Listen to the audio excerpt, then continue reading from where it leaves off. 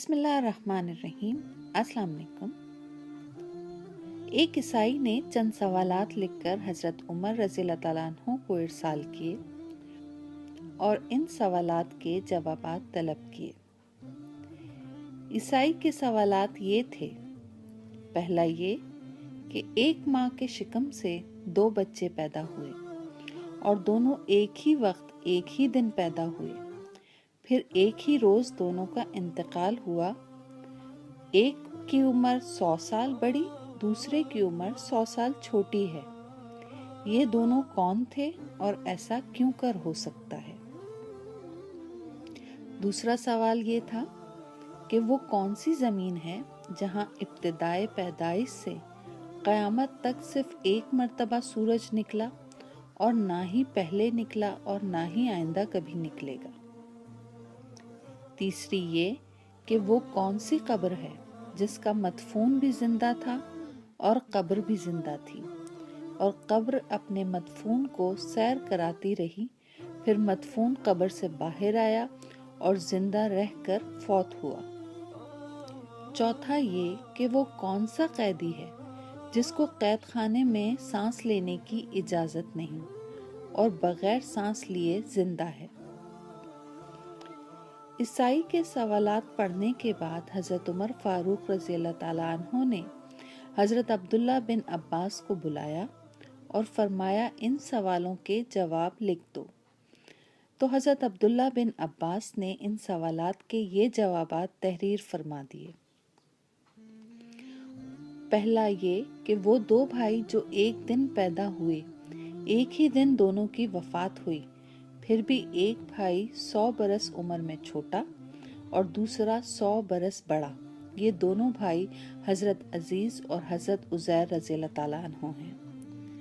دونوں ایک ہی دن ایک ہی ماں سے پیدا ہوئے اور دونوں کی وفات کا دن بھی ایک ہی ہے، لیکن درمیان میں اللہ تعالیٰ نے اپنی قدرت کا کرشمہ دکھانے کے لیے حضرت عزیر رضی اللہ تعالیٰ عنہ پر 100 سال تک کی موت طاری کر دی تھی۔